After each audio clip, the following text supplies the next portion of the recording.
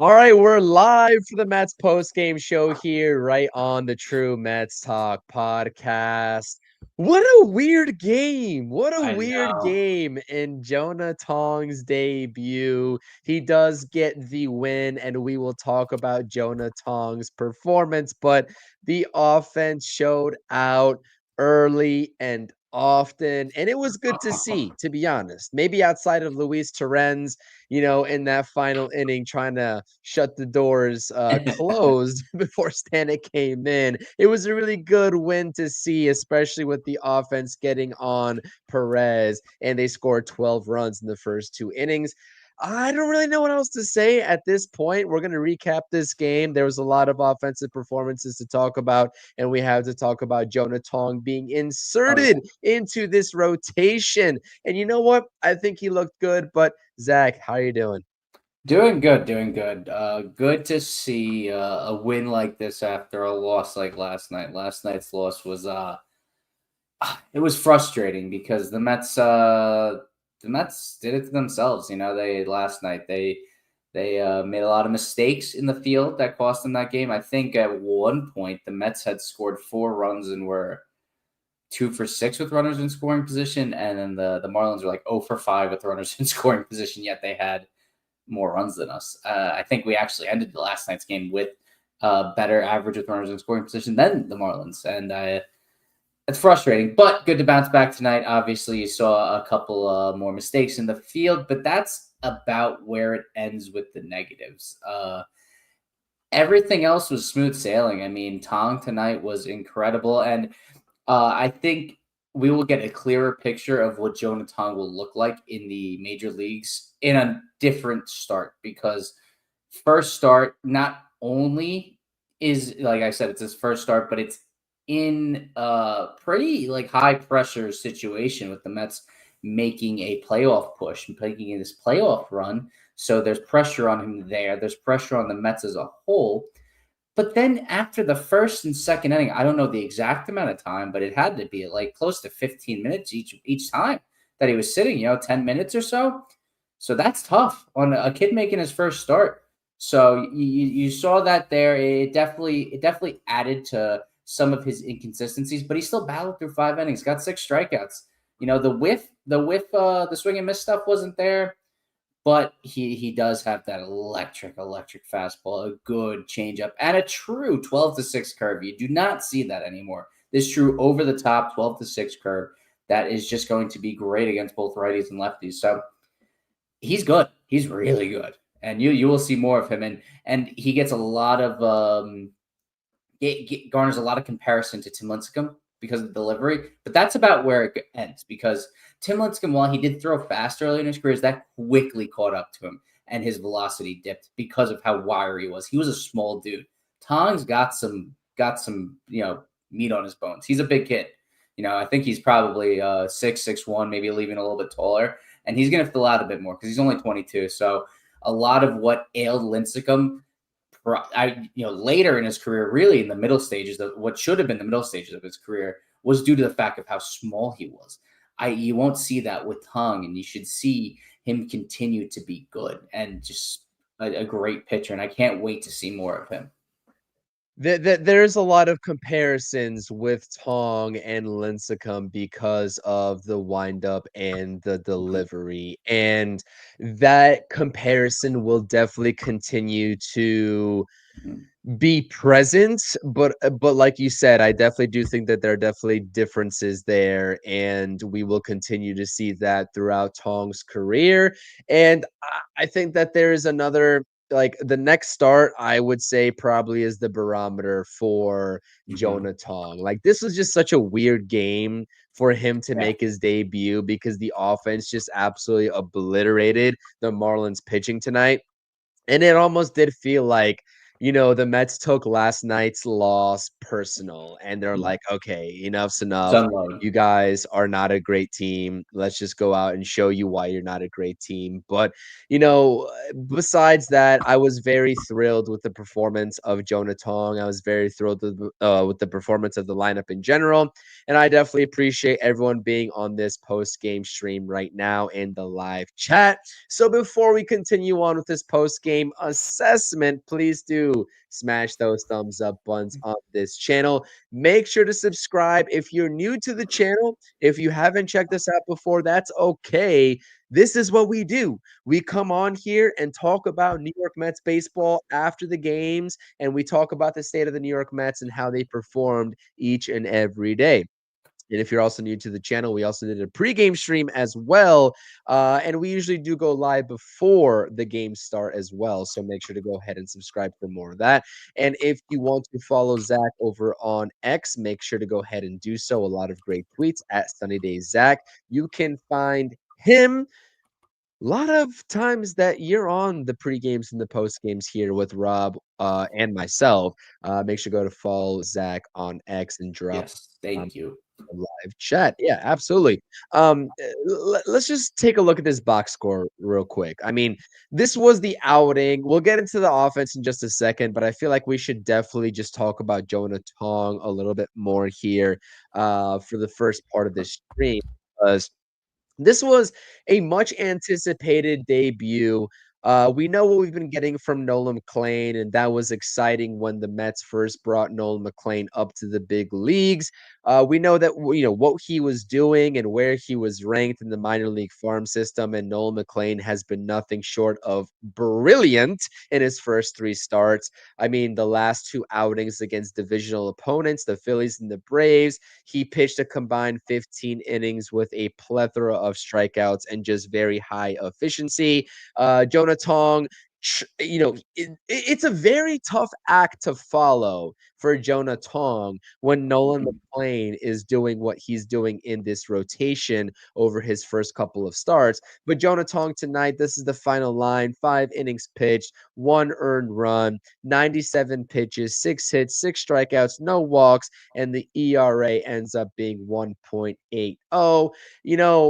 There were more runs scored when Jonah Tong was on the mound, but that was thanks to some lackadaisical and just lazy defense by the Mets. And we continue to see that aspect of the Mets defense that is really the only point of this game that I didn't like. Like, Mhm. the defense behind Jonah Tong, albeit in the later stages of his outing, albeit given that there was a huge lead, you know, give this kid a fair chance at this point, right? Like he doesn't need Lindor dropping baseballs on a would-be double play.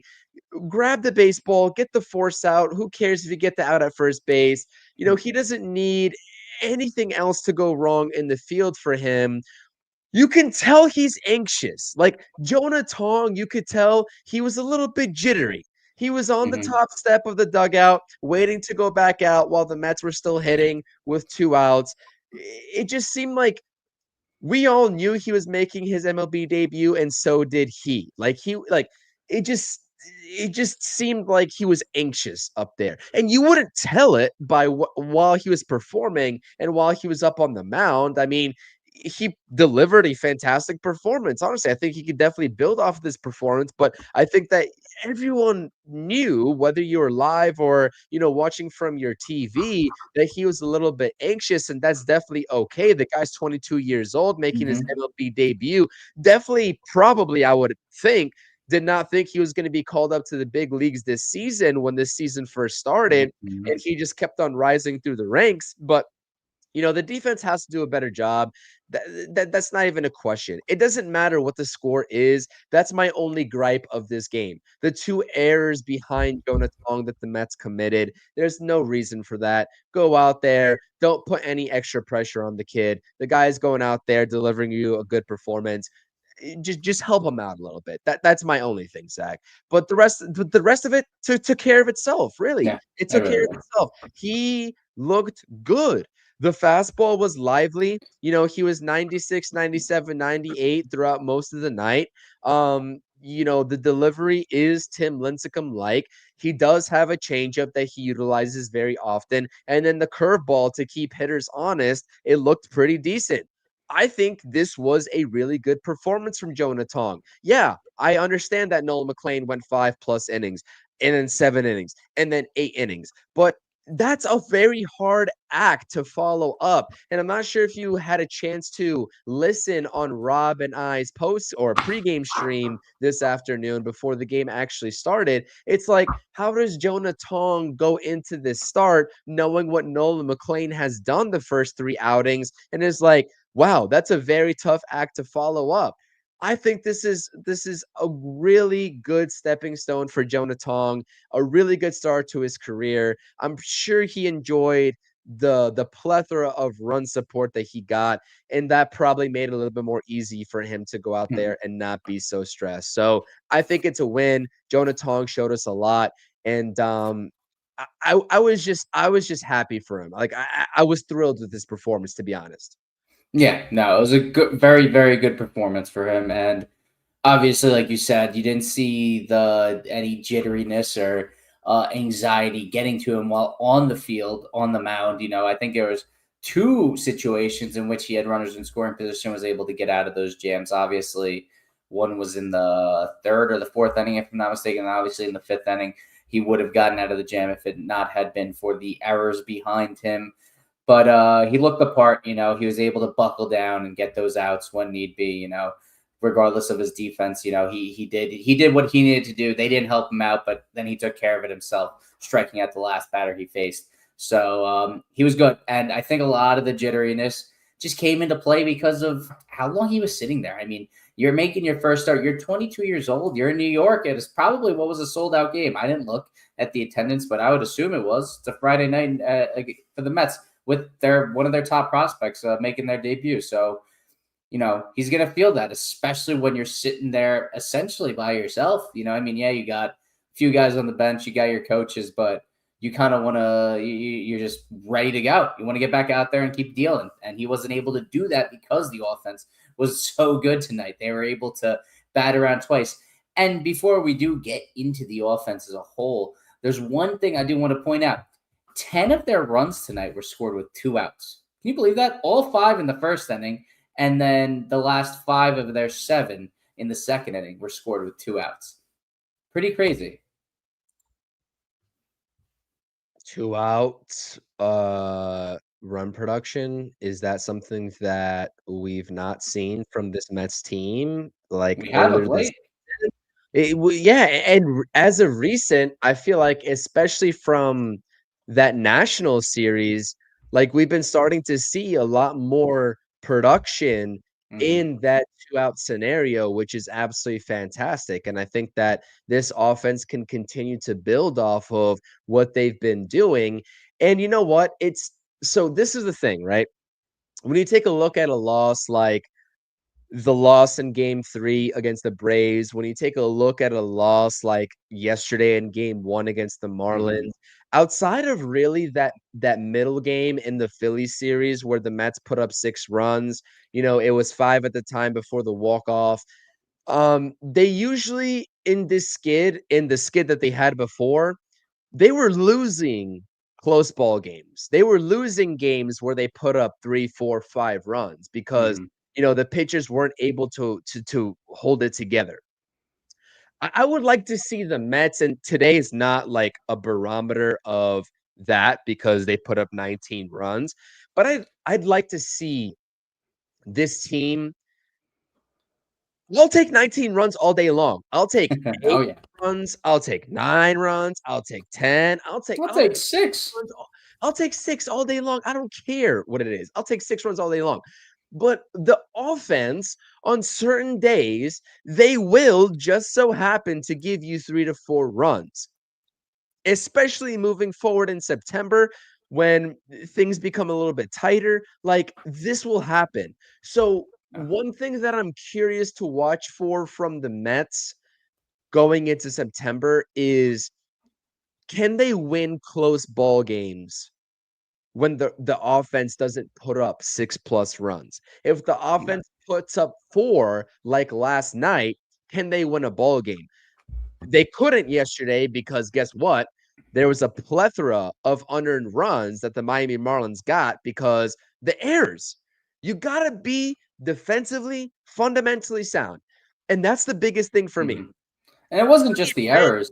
It It was wasn't the just the mental errors. mistakes. Like Jeff Correct. McNeil twice. The second time, I get what he was doing there. There was no play at first, so he was going home. But the first time, you were never beating him to the plate there with that throw. You just turn and get the out. If he turns and gets that out, Clay Holmes doesn't have a chance to drop that ball. We're going into the next inning. If I'm not mistaken, it would have been 4-2. Yeah. If I'm not mistaken, it would have been 4-2. And we're looking at maybe a very different series. We're maybe 6 games ahead of the Reds now. We're maybe only what would it be then? We're gonna be a game and a half back of the Padres unless they can pull a rabbit out of the hat tonight. We would be half a game back of the Padres. We would be 2.5 games back of the Cubs. Like things would look a lot different and we'd feel a lot better. But mental mistakes on top of actual fielding errors caused us to lose that game last night. Yeah. I mean, Brandon Nimmo, Pete Alonso, and then Brendan, even some of the stuff that you saw from McNeil, like you were saying, to set up the Clay Holmes debacle. I mean, when Clay Holmes dropped that ball, I about lost it at first base. I Like I was about lost it. That's brutal. Listen, Clay Holmes, I feel like he pitched a fair game, but it's I not think it's a fun. game that's gonna like wow you. You know what I mean? It's not a game that like I was super impressed with Clay Holmes. Like he needed a bounce back performance, and we saw that from Clay Holmes. And it's like how much more of that can we continuously see, Zach, throughout Yeah. this season? While Tong is here, while McLean is here, we don't know exactly what we're going to get from Sean Manaea down the stretch, but even Sean Manaea in his 4 2/3 against the Phillies at least put up 8 strikeouts and had the put away pitch going. That's the biggest thing about Clay Holmes is that I don't think he has that put away pitch. That's the biggest problem.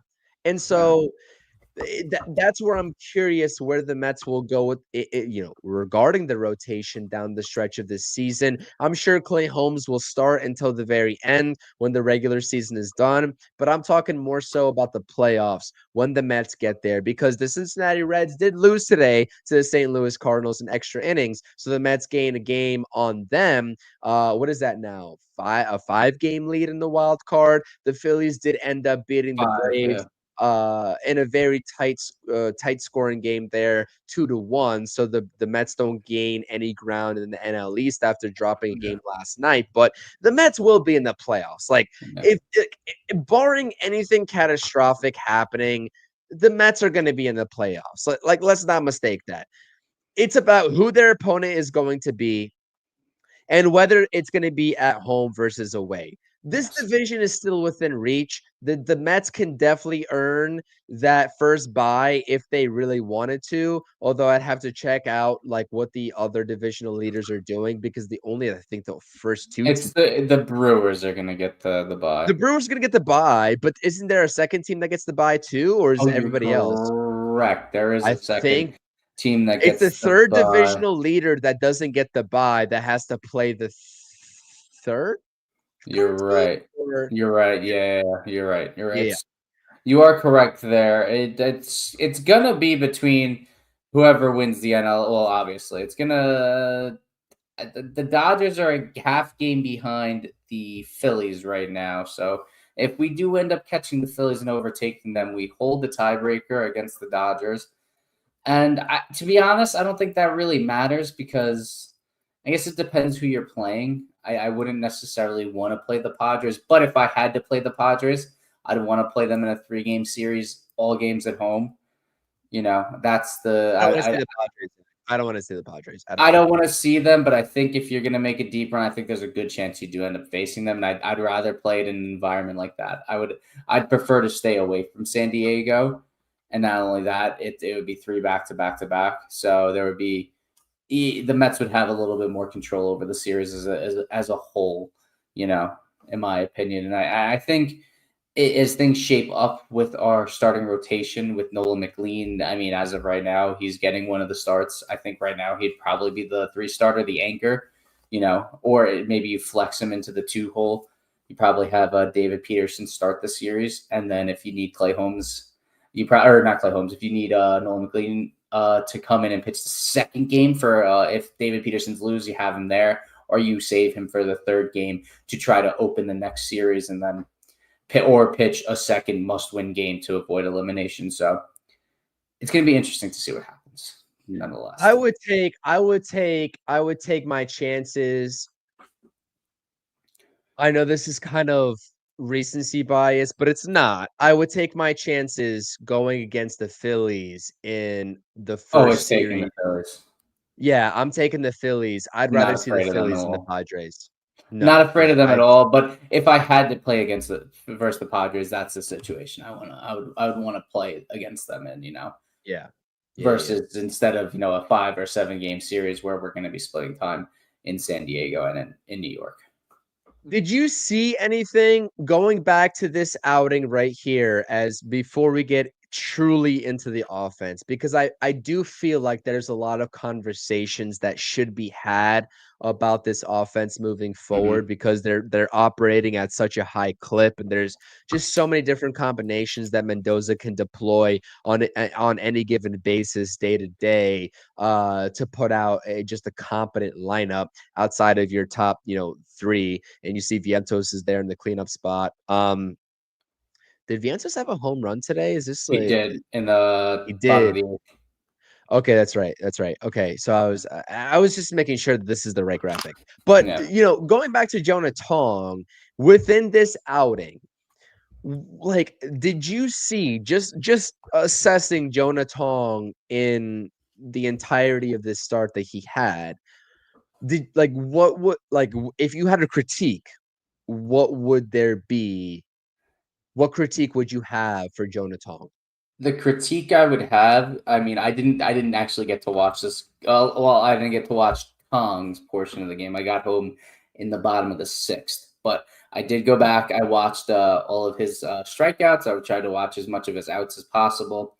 Um, Tong, my big thing with Tong, he needs a consistent third pitch. That curveball is not as consistent as I would like. A lot of what I said like 3 or 4 days ago when we were talking to the post-game stream about where either would fit in Tong or Spro, where they would fit into this team if and when they got the call.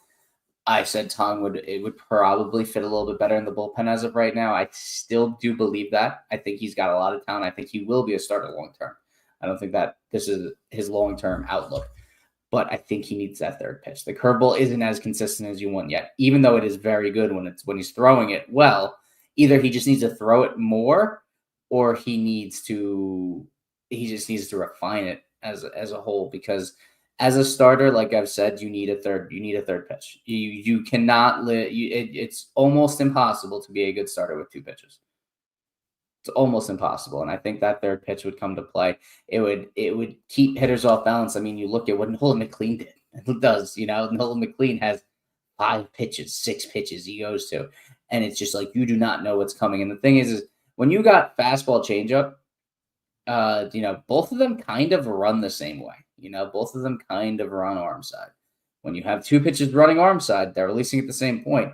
It's not that hard to time them up. I mean, these are major league hitters with all the technology in the world to figure this stuff out. Now, obviously, in the middle of a game, it's going to be a little bit more difficult. And obviously, if he's on and his stuff is really that good, it's going to be tough to get to it anyways. But when your stuff isn't as sharp, without that third pitch to give them a different look, it's going to be tough to get outs because they're going to be able to sit there and wait on their pitch and be able to take it. Take it the other way. Drive it into the gap, drive it over the wall, and he can run into problems there. Tonight, specifically, he didn't have a lot of swing and miss stuff, and I think that's kind of what attributed to it. The whiff rate was fairly down, but I will say on the inverse, a lot of the contact he allowed was very soft, very weak. I mean, I think he had two balls in total, or 3 balls in total that were put in play that were 5 that were over 100. I think you're muted. I'm looking at Savant right now. 5 of Tong's pitches were hit hard into fair territory, is what they're saying. I think only 2 or 3 were at 100 or more, which is what I don't know what Savant classifies 100 as. I don't know what the threshold there is, but that's what they're saying is 5 I hit would hard. say 95 is kind of that cutoff for me. 95 maybe would be kind of bordering on hitting hard. 90 to 95, you're not really going to see anything leave the yard. 95 plus, you could see some stuff start leaving the yard. So, yeah, he wasn't allowing a lot of hard contact. A Yeah. lot of the stuff was weak contact, and that's because of how much movement his stuff has. I mean, the changeup is a different movement. The fastball has that rising effect, whereas the changeup has almost no spin and it just kind of knuckles there and it just drops off the face of the earth. The bottom of it drops out. So it's two really good pitches. But like I said, I think that third pitch would do him wonders, especially long term. And he has the makeup. He has the foundation of a good 12 to a really good 12-6 curveball that he will uh, continue to develop and start to deploy. And I wouldn't be surprised with him. I think he threw one slider tonight. I wouldn't be surprised if given Slider. more. Yeah, I know. I wouldn't be surprised given more time with Hefner if he develops a sweeper. I mean, that's just kind of Stearns' pitch, or not Stearns, Hefner's pitch. Yeah, it was definitely mostly fastball, changeup, curveball tonight with one slider mixed there in between per baseball savant. How The many the diff curves did he throw? I think I saw like 10% or something like that. 13, 13. 13%. 13 Yeah, total. so let me give you the distribution here. 59 fastballs, 24 changeups, 13 curveballs, and one slider was the makeup of the 97 total pitches that he threw. The fastball was topping out at 97.7, so rounded up to about 98, and then his changeup was about 85.6. So that's about a 10 to 11 mile an hour difference between his top 2 predominant pitches, which is pretty good. It's pretty good, honestly. That's something that where I think that is enough to change the bat speed or induce some change into the bat speed of opposing pitchers, which is what you want to see. So, I don't know what that slider, to be honest, has at the major league level at this point in 2025. I would almost certainly imagine his offseason will, depending on what happens this season, his offseason will be trying to perfect that slider to make it the fourth pitch come 2026. But I think it was a successful start, all in all. Mm-hmm, I mm-hmm. don't think that you can argue that it wasn't because you are right. There was just like a bunch of blue pits. I know I saw two when I was watching the game that were just blooped in front of hitters. One was a broken bat in front of Tyrone Taylor in center field. You know, if that's how opposing hitters are going to get their base hits off of you, so be it. I'll take that chance every single day. And Tyrone Taylor, on that particular play that I'm mentioning right now, didn't really break the best, right? He definitely could have had it, but he didn't have the best break on that baseball. So as long as you're inducing weak contact, if you're Jonah Tong, that's all that matters. And by and large, right? Um, I think that he did a fair job of that tonight. So I think that Jonah Tong deserves some round of applause. This was a very successful debut, and he gets his debut outing, and he comes away with a win. That's great. Yeah, no, it was, and I'm excited to see what else he has in store. I really am, and I'm interested to see what happens going forward. With him getting this start, and with the September 1st call ups coming, does he get another start? Does he get moved to the bullpen? What Mendy happens? said that he'd get another start. Mendy He said that did. he gets That another was start. confirmed. Was that in Yep. the post game or was that before the game? I think someone said in the post game, but let me just go double check the SNY quote while you're talking real quick because I do think that that was said. Yeah, so if he gets another start, I'm interested to see who comes up because Tyler McGill, that experience with him in the bullpen has never worked. I have no I have no faith in him in the bullpen. And given the fact that Sproat, yeah, he's getting another start. Okay. So given the fact that Sproat has Six-man rotation. Six-man six-man rotation is rotation, good. so given the fact that Sproat has already moved to the pen, and did he get an outing tonight? Did he get an outing? Sprout? Yeah. Was it I tonight? don't know.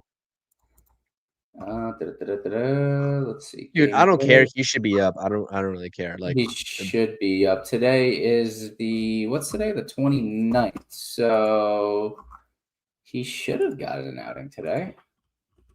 Let's see. I'm gonna look that up right now. But given all of that, I'm curious to see. I wonder who does get that call up. So Sproat did not get an outing tonight, which is a bit interesting. That probably means he will be pitching tomorrow, and we'll see where we go from there. But given, like I said, given the Tyler McGill experience of the bullpen, it's got to be Sproat or just someone else in general. I can't imagine McGill getting the call up to be a bullpen arm unless you're calling him up to be a starter and relegating one of these other starters to the bullpen. With that being said, I mean, Minaya, you said he could work in the bullpen, but I think if you're moving him into the bullpen, quote unquote, use him as an opener and then use one of your other starters to piggyback him, or Tyler McGill for that example. But I don't think Tyler McGill likes coming out of the pen in general. I think Clay Holmes, as someone who's been there, would be the perfect person to piggyback, or Brandon Sproat if he's up. We have given the playoffs. You shrink the rosters and you shrink the starting rotation.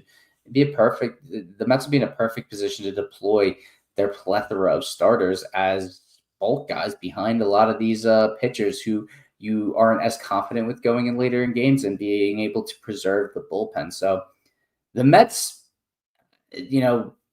looking a little bit forward towards the end of the season, the playoffs, they're built for that with this pitching staff. That they really are. They're built to have a pretty dangerous bullpen because you're not going to have to go to guys like Ryan Stanek, like Reed Garrett, like anyone you don't fully trust. I know I'm not including Helsley in that just yet because I think it's been confirmed that it is a pitch tipping issue. So that's something that will be fixed and would resolve the issues. And his stuff is too good to be performing this bad. And he had a scoreless outing tonight, which was nice to see. After a leadoff double, though, so After a leadoff double, I'm not still, giving it too much credit. You gotta take your small victories. Take the small victories. But the Mets are built for this. The Mets are built for a playoff run, and they're built to have a perform better with a shortened rotation and essentially an expanded bullpen. Having these starters being able to piggyback other starters and bridge to your high leverage guys. You know what I would do? You know what I Yeah. would do? I What would think you do? if I had my perfect scenario, I think I'd bring Tyler McGill up.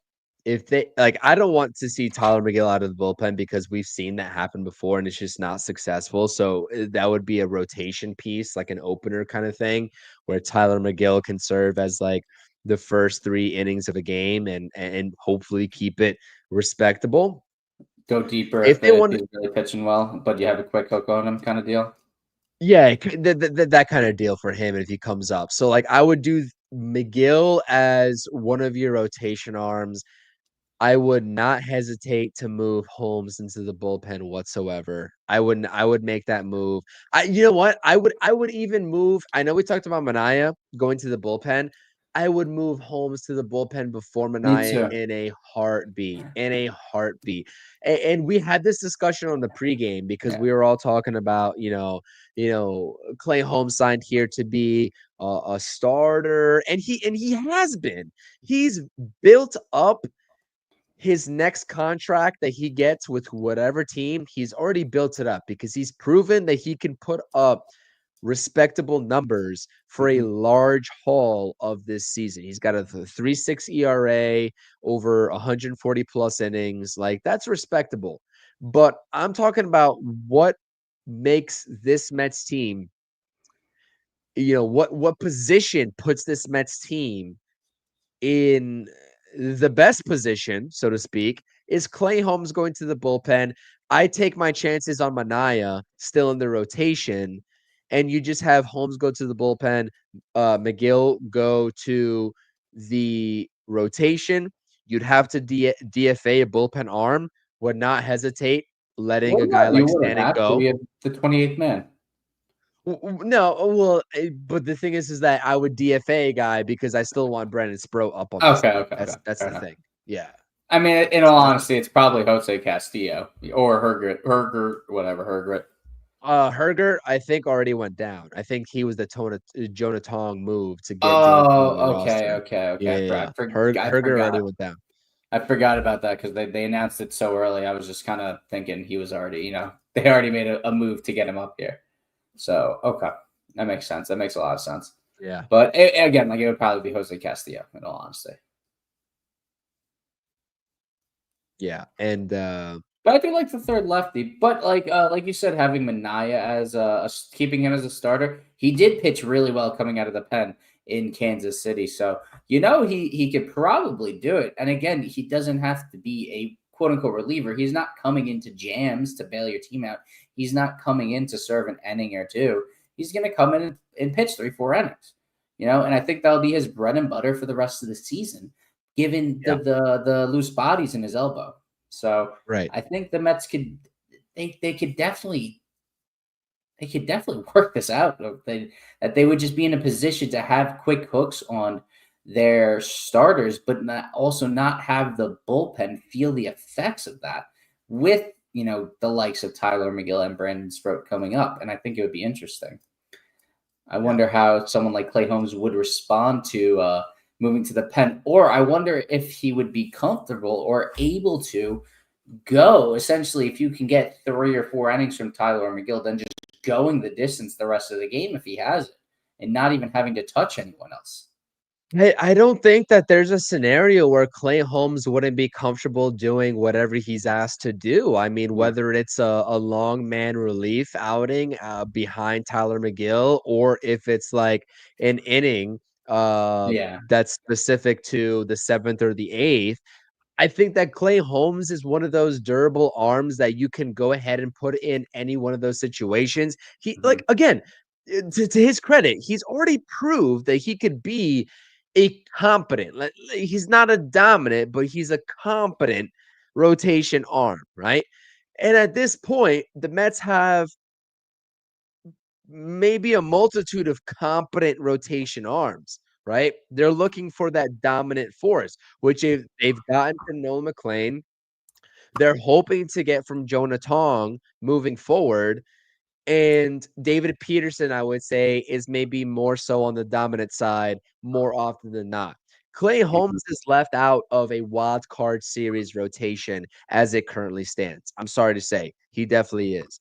I mean, unless Jonah Tong completely just, I don't know, shits the bed, like Clay Holmes is not a top 3 starter in this rotation come the wild card series. So Yeah. he's going to have to work out of the bullpen no matter what. And that's Yeah. just going to have to be something that he's okay with. Yeah. And I'm sure that he's okay with, because I would have to think that the Mets, when they signed him in the offseason, okay, we're going to give this a crack at you being a rotation starter. If things don't go according to plan, just go back into the bullpen. I'm sure that he agreed to that. Like, that was already probably a prior discussion Yeah. if I had to think about it. But no matter what the Mets do with Clay Holmes this season, he's still going to be in the 2026 Mets starting rotation. Like, he's already cemented himself at least a single spot in that rotation come 2026, no matter what. That's how I feel about that. Yeah. I'm not as convinced. I'm not I as think convinced. so. I think he has. I think he has. I'm not as convinced. I mean, I'll tell you this. I think one of him and I or Sanger are going to be moved, whether it's for a solid prospect or working towards a good or a really good reliever, or maybe in Senga's case, pennies on the dollars. I'm fully confident that one of them is gone, because you do now have the situation where Montas is no longer blocking any type of roster spot. He's gone. No faith in him. Tyler McGill has lost his position here, but then that still leaves four rotation spots to be taken up by what could potentially be 7 starting pitchers, and then you have guys on the horizon. If Santucci makes that step like McLean did, like Tong did, Santucci's right there, and he's having himself some good outings. Jack Wenninger is another name to look out for. I mean, he's at the tops of the minor leagues in strikeouts. A lot like Tong was. I think he was one of he was like the seventh, eighth, ninth, somewhere around there. I know it wasn't 10th. The fastest to get to 100 strikeouts in the minor leagues this season. So you're looking at where this starting pitching room can get pretty jam packed pretty quick. Where you're going to have a lot of guys, especially cheap.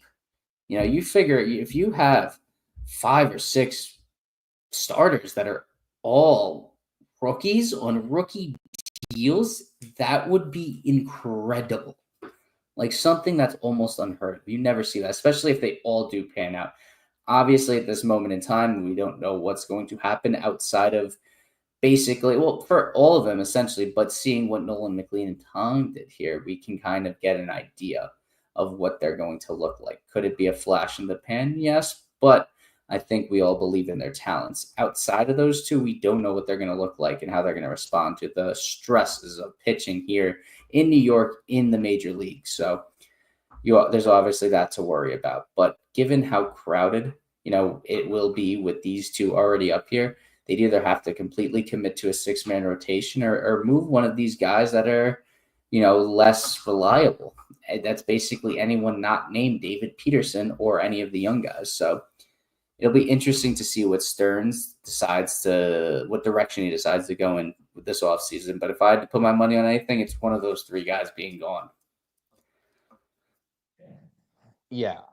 I mean, I feel like with it's crazy. It's actually kind of crazy. And I saw a tweet on social media just talking about guys that are coming up through the ranks that are having a really good season for the Mets, pitching wise in the farm system that are not named Jonah Tong, Brand Sproat, or Nolan McLean. Right, Jack Wenninger's there. There's another guy in AA that's pitching to a tune of a mid-2 ERA, and I completely forget what his name is, but he's having a really good time too.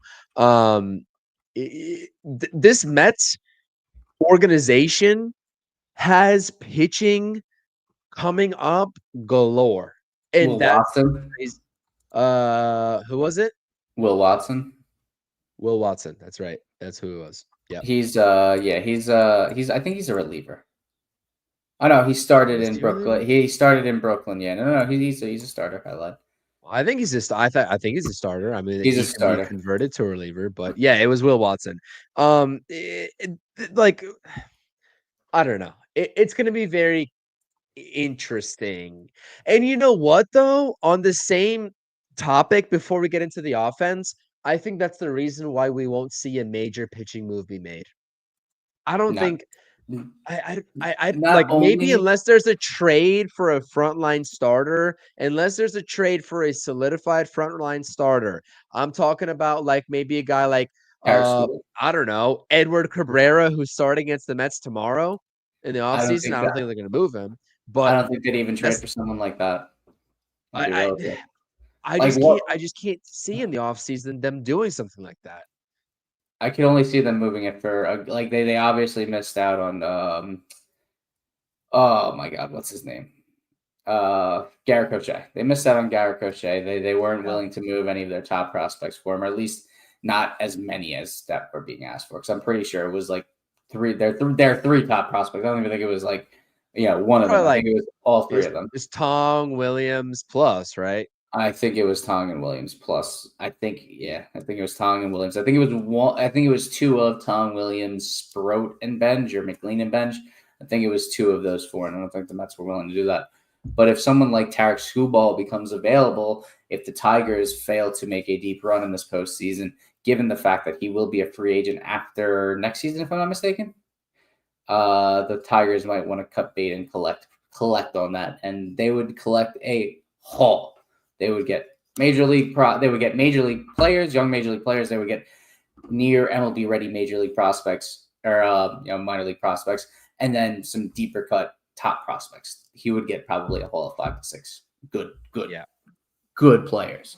So, that would be the move that would be made. I do not see Stearns signing any pitching. I do not see Stearns making any significant trades for starters unless there's a plethora of injuries. I think the plan is to have a rotation of 4 or 5 of these young kids in it, all on rookie contracts. I think the only one that might be paid would be David Peterson, and that's if he's willing to take a somewhat friendlier deal and a less long-term deal. I mean, I don't want to derail this conversation talking about the offseason, but like what happens to Kodai, what happens to Manai at that point? That's my biggest thing. One of them is gone. I'm telling you, one of them's got to be gone. You have in a trade. In a trade, yeah, you have to. Like the thing is Sproat's going to be ready. Sproat will if they're going to keep Sproat, he's going to have to be up next year. He's not going to waste away another year in the minors. Yep. Given what McLean's done, I mean, I do not see. Obviously, there's going to be some bumps in the road here and there. I do not see him, moving back down to the minors. I think he's here to stay. I truly do believe that. Tong, I think there's not a chance that he goes back down to the minors. There's no chance. I don't think so. No. Unless things drastically change. Tong, obviously, we have a little bit more to see, and I think his makeup is that of someone that might need more time. If he cannot develop that third pitch or just really ultra, focus on that fastball changeup to the point where they're both, elite pitches, which the fastball already is graded out at an 80, which is insane. Yeah. He might need a little bit more time, but obviously he's been just rolling through any and everyone in the minors. So he just needed to get the call. So they're in a position where you're going to have pretty much 3 roster spots, 3 of your 5 or 6 starters taken up by these kids. And you already have 4 established starters here in the rotation. Wait, is it 4? Yes, 4. Yeah, 4. So, okay, so let's just, before I do want to get into this offense. Yeah, we got to get into the offense. We kind of went off on a tangent. Let's just I want to close out this thought real quick before we get into it. Like 2026 outlook for the rotation. You don't think that Clay Holmes has a spot in this rotation, even though he signed to a 3-year deal? I think he does, or else they would have signed him. So I think Tong will also be here. I don't think he's going back down to the minor leagues after spring training. So I'm going to say McLean, Tong. I think Senga's going to have to be here. There's no way that you can maybe you can trade him. That's definitely a possibility, but I don't think they will. So Senga, McLean, Tong. I think Manaya will be a part of the rotation. So you'll have Tong, McLean, Manaya, Holmes, Peterson. You could see Manaya moved. Maybe. It's hard to move somebody with their injuries and injury status, especially if he's going to get a procedure for the loose bodies in his elbow in the offseason. That's kind of hard that's hard to make a deal. I don't know, man. It's tough. Yeah. This pitching staff, I think Wenninger is going to get a start next season. I think he's coming up to the major leagues next season. Yeah, he's good. He's good. He's double A. He's killing it. He might finish the season in Triple A, to be honest. He could absolutely. And I think Wenninger. I think the Orioles wanted Wenninger in a trade. I forgot who it was for. I think it was the Mullins trade. Oh, the Mullins trade. Yeah. Who did they end up trading for Mullins?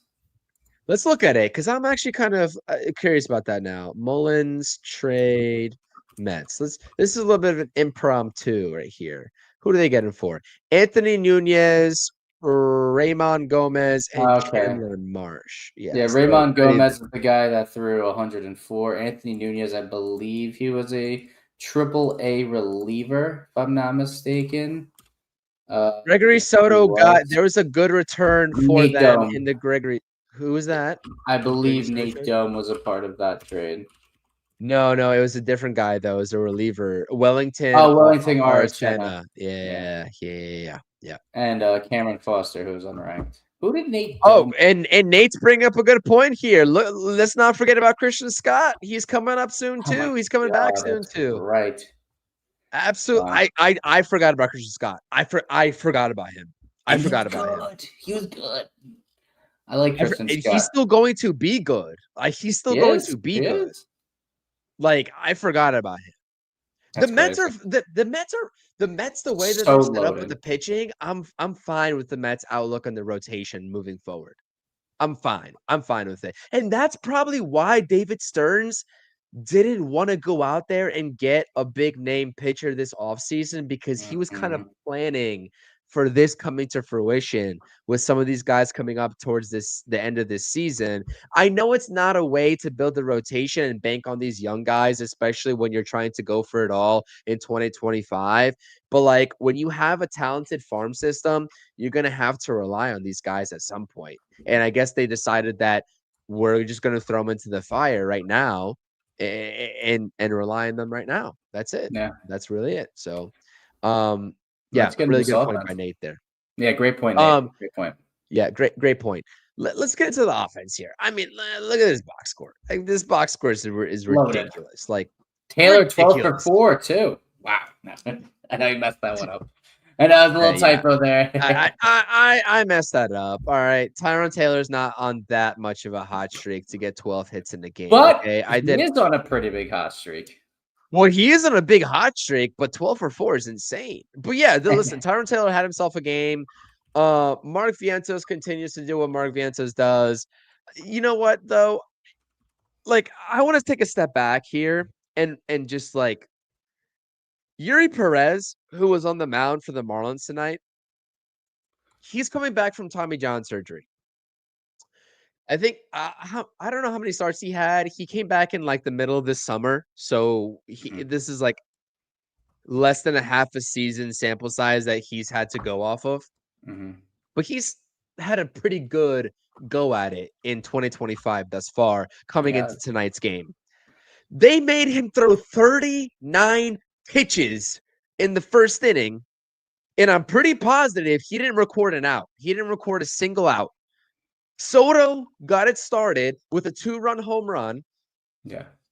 Brandon Nimmo follows it up a couple batters later after Alonso with a 3-run homer himself to make it 5-0.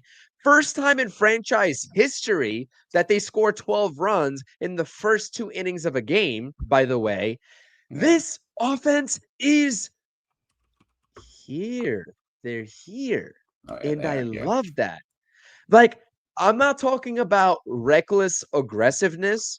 Let's say like a Phillies lineup displayed at Citi Field where they're super aggressive, but like swinging out of their shoes type thing at baseballs that are out of the zone consistently. The Mets have built up, and this is not just like a week's or 2 weeks worth of a sample size. Like this has been the Mets offense for probably 4 weeks now, I would say. Yeah, no, it has been. The better part of 3.5 to 4 weeks. They are putting together really good approaches and really good at bats, top to bottom. And that's something that inspires and instills a ton of confidence, at least from me, in looking at where they were at before versus where they're at right now as a lineup. I'm not talking about Juan Soto, Pete Alonso strictly. I'm talking about the guys that needed to get going. Mark Vientos, Nimmo. Nimmo is starting to get it together as well. Brett Beatty. Tyrone Taylor, towards the bottom of the lineup, is also starting to get it going. It's really good signs from top to bottom, Zach. It's really good from the offensive perspective. No, it 100% is. And I want to highlight Tyrone Taylor and what he has done as of late. I mean, he might be pulling exactly what he did last season out of the hat. You know, what he stole that job from Harrison Bader after Harrison Bader outperformed him all season. You know, Harrison Bader started to struggle a bit in the later stages of the season. Tyrone Taylor caught fire at the right time. You know, the Mets go out and trade a few of their prospects for Cedric Mullins. And here comes Tyrone Taylor after Cedric Mullins has gotten off to a rough start with the Mets. And Tyrone Taylor is playing great baseball right now. He's hitting the ball well, and he's starting, you know, as of the past week and a half, 2 weeks, he's been starting more than Cedric Mullins. So I would be interested to see if he continues to get more starts than him. And I like the fact that Mendoza and Stearns are not afraid to eat crow on that Cedric Mullins trade and just start the hot player, the better player at this moment in time. They're not going to be like blindly play Cedric Mullins because we gave up prospects. It's like, no, we're going to do whatever it takes to win the damn World Series, not just play someone because we did give up value for them. So that is good to see. You can get the trade or the signing wrong. It's about what you do after that player comes here. If they perform, they obviously are in their spot. If they don't perform, you don't just play them. You saw that with Montas. He got demoted. Obviously, he got injured. Is not going to play here anymore. But I can tell you this: if Montas didn't get injured, he would have been going off this team. If someone's not performing for this team, they will be gone. And Cohen will eat the money because he told Stearns he's willing to eat the money. And Stearns, make any move, make this team as good as possible, and he's going to do that. So, first of all, I didn't realize that Montas is probably not going to be pitching in 2026. I didn't realize that. They already said he's going to be opting into his contract for 2020. I don't think there was any direct confirmation, but they said that 2026 is likely not happening, so he'll most likely be opting into the contract. I mean, of course he will. So that's just $17 million of a sunk cost, basically buying out a player. But I'm just talking about the positional roster spot. Like, you don't have to worry about that from a pitching perspective of him coming in. Yeah. Like, you know what I mean? Like, he gets his money. That's fine. That's like a David Stearns. That's probably David Stearns' worst deal of his Mets tenure thus far. And that's it. Like, it's neither here nor there. But so I'm curious to ask you, with that Mullins versus Taylor dynamic that's happening right now. Like, we talked about this on the pregame show. Tyrone Taylor got it going last season around this time. Mm-hmm. Like, he had his best month and overtook Harrison Bader late August going into September because he posted his best month offensively, where Harrison Bader fizzled out offensively, and Tyrone Taylor, like, Harrison Bader is regarded as probably the best defensive center fielder in the league at center field, but I feel like Tyrone Taylor's not far behind, if at all behind whatsoever. Like, you don't trade off defensively with those two. Yeah, losing anything. It's identical. I think you're losing a little bit of arm for someone with a little bit better, not necessarily range with the speed, but range with the jump and the ability to read the baseball in the air. Correct. Yes, I agree with that 100%. But this is what I was saying. I was like, I don't think that Mullins, and I think Rob disagreed with me because I think Rob said that Mullins was more so of like, let's just go get anybody at this point to end the deadline to just like, I guess, appease Mets fans from the offensive standpoint. But for me, knowing what Tyrone Taylor did last season and knowing that David Stearns knows Tyrone Taylor quite well, going back to the Milwaukee Brewers days, he could have got Cedric Mullins just to light a fire under Tyrone Taylor's ass. And like, listen, if you're not going to perform offensively, this is the guy that's going to replace you. Let's see it. And whether it shakes out to be that or not, I don't really care because Cedric Mullins puts more balls over the fence on any given day than Tyrone Taylor. We all know that. But I will take because Cedric Mullins hasn't had his best season. He hasn't really showed his all-star caliber-ness, if that's even a word, since 2022. It's been a while, right? I mean, he's put 16 balls over the fence this season. Whoop-de-doo. Who cares? Like, that's besides the point. But he's not a great defender. He doesn't have as good of an arm as Tyrone Taylor. If Tyrone Taylor is performing and getting on base, I don't even need him to put like balls over the gap, like into the gap and over the fence, because that's not who Tyrone Taylor is. Although he can put some baseballs down the line and get to second base, as we've seen recently. Like, there's no question about it that Tyrone Taylor, with the way that he's performing right now, is going to be getting more starts than Cedric Mullins automatically. And I don't think David Stearns, Carlos Mendoza, or the Mets brass cares whatsoever what how that shakes out and how that looks from an optics perspective. I think that Tyrone Taylor is going to be prioritized if he's performing like this over Cedric Mullins. That's just case in point. I think night and day, that's what it's going to be. That's it. Agreed. Agreed. And I think we're at a point where I don't think either of them are going to garner 100% of the starts. I mean, I think the move you said it was maybe to appease Mets fans, maybe to light a fire under Tyrone Taylor's ass. I think the Mets need to make a move for a true center fielder to at least back up Tyrone Taylor, or have Tyrone Taylor back them up, because they just were not good there. They weren't good and they weren't deep there. Who else were you throwing there? Jeff McNeil out of position, who's been solid. You sacrifice defensively for the bat. Nimmo pretty much can't play there at this point. I'm sure he could stand there if in dire need. Both Cedric Mullins and Tyrone Taylor are unavailable, and I guess McNeil would have to be unavailable in this scenario as well. But I think they needed that other center fielder. But at this point, you're going to see one of them get 2 of 3 starts, the other one get 2 of 3 starts. You're going to see that. And whoever's hot is going to get 2 of 3 starts in the series. The other one's going to get a chance to get hot, and then you're probably going to always see Tyrone Taylor in there later in the game defensively, whether that's in center field for Mullins or in left field for Brandon Nimmo.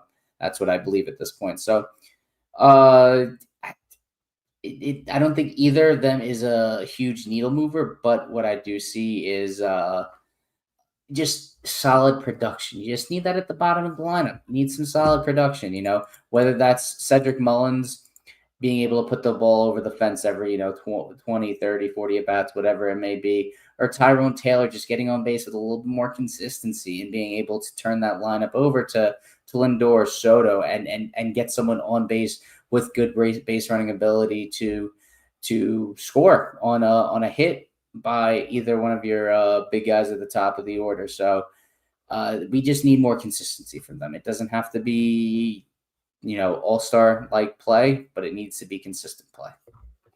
Yeah. I absolutely agree. We'll see how it shakes out, because whether Mendoza wants to utilize a defensive-minded lineup versus an offensive-minded lineup, we will see, like, when the lineup gets first posted for the rest of the way, because it's very clear, like, if he's putting Vientos at third base like he did tonight, like, that's probably an indication that he wants to get more so of an offensive-minded lineup out there. Yeah. Eh, but you know what? He's got a lot of options. I think that even still, we can say that Mendoza has a lot of options, and that's something that he can utilize to his strength. Or it could be a weakness for too many options, I guess, at that point too. So, listen, all in all, 19-9, 18-15. Jonah Tong makes his debut. It's successful. He gets the win, pitches 5 innings. There's things that he should maybe improve on, could improve on, will improve on. We'll see him at In the due very time. bare minimum for another start, according to Carlos Mendoza, against the The Reds. Cincinnati Reds, the team that is trying to chase the New York Mets out of a wild card spot. And that has huge implications, because in that series, there's also tiebreakers on the line. There's a tiebreaker The on the line. Padres did officially lose. We are only a game and a half back of the Padres for a second wild card spot. Oh, that would be huge. Listen, whether this division happens or not, I think getting that second wild card spot is a huge, huge thing I'll to go say ahead this. and get. I'll say this right now. I would rather say in 3 and play the Phillies. suppose it would be the Dodgers right now. Dodgers or Phillies, Oh, then go to Wrigley. Don't want to the go to Wrigley. Phillies have. Oh, really? You'd rather play the Dodgers than go to Wrigley? I Yup. don't I know don't. about that. I think. Let's see what the Mets record. Mets record at Wrigley. All I know is I I feel don't like buy into the Cubs, man. I don't buy I into the. don't buy into the Cubs. I think the Mets aren't that great at Wrigley. Oh, the Mets have an unfavorable all-time record at Wrigley Field, going 19-43 since 2003. Yeah, I mean, that's undeniable. That's undeniable. Superstitious thing. I've been to a losing game at Wrigley. It's not fun. So, mhm. I mean, I'm sure that crowd gets into it, but Oh, they're listen, fun. yeah, They're a fun crowd. I'm sure. But like if you're talking about matchups, if I you were I to prefer give them. me any matchups and if I had to rank them for first round opponents, Yeah. I'd probably say that I'd rather see the Cubs the first. That's my first team that I'd rather see. I'd say the Cubs, then the Phillies, then the Dodgers, then the Padres. That's my ranking order of who I'd rather see. No, I agree. If if things remain consistent, because in that scenario, Brewers are getting the 1 spot. Who's getting the 2 spot? Who am I forgetting? The Brewers. The Brewers. No, Brewers, but then who's the 2 spot? Oh, the two spots, Dodgers or Phillies. They're neck and neck. I think a half game separates them. Right. Okay. Right. Okay. So that's going to come down to the wire. Okay. So yeah, that's the ranking order of what I would rather see. Before we close out the Alvarez, fractured pinky, Takes but he's some playing swings through it. tonight. But he's playing through it. What I did hear from, I believe it was Howie while I was driving home on the radio, that he was not able to. He wasn't hitting the ball with as much authority as he was. So that is something to monitor. Now Obviously, it just happened. I saw from Joel Sherman. Hold on, what did Joel Sherman say? I mean, it could be the case, but Joel Sherman said I could be something. Let wrong. me I read. mean, that's also how he wrote, or maybe it was Gary. I don't know. Okay, so 8 hours ago, Joel Sherman. If nothing else, Francisco Alvarez should be in play to win MLB Tough Guy Okay. award. He fractured his left pinky Wednesday while rehabbing a torn UCL in his right thumb. He is on the field taking early BP and among other things, drilled a ball beyond the right field bullpen. Maybe he will be fine. I guess it's I don't know, all gonna be pain management for him. If he can withstand the pain. So time will pretty tell much. with Alvarez. Time will tell. Pretty much, pretty much. But that's gonna do it here for this post game show. I definitely appreciate it. 19-9. Jonah Tong makes his much anticipated debut, gaining the win in his first career start, which was a weird game because the Mets offense exploded. The Marlins were trying to make it seem like it was closer than it actually was against Luis Torrens in that ninth inning. 19-9 is your final score. The defense didn't help Jonah Tong out whatsoever, but that's okay. Please make sure to smash those thumbs up buttons on this stream. Subscribe to the channel as well if you like these conversations that we have on the pregame and the postgame streams, among all the shorts and the other videos that I do on my YouTube channel covering our beloved New York Mets. I definitely appreciate it. To everybody that was in the chat, everybody just commenting their thoughts and opinions. Like, I'm reading these comments. It's awesome. I definitely appreciate it. I definitely appreciate it, Zach, as well. I didn't think that I was going to have you on the post game stream, but you're able to make it happen, and I do appreciate that. So we will see For you all having me. for a we'll see you all for a brand new day, and let's go ahead and take the series lead tomorrow, and let's follow up a really good performance because it's not going to be easy. David Peterson is going up, really good pitcher, we know that, but guess what? Edward Cabrera was the guy that had a lot of smoke from the Mets perspective this deadline, and is also just pitching really well over his last start at the very Hmm. minimum too. So not going to be an easy task for the Mets lineup, but hopefully they're up to the task in winning a ball game. Let's Yes, go sir. Mets. We'll see you all later. Let's Peace. go Mets. Peace.